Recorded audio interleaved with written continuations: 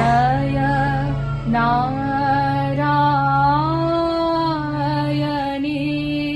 नमोस्तुते।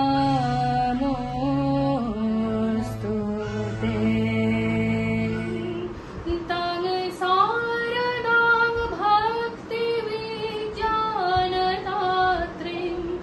दयास्वरूपां प्रणमामि नित्यं। स्नेहेन बध्नासि मनोहस्मदीयं दोषान् शेषान् सगुणीकरोषि।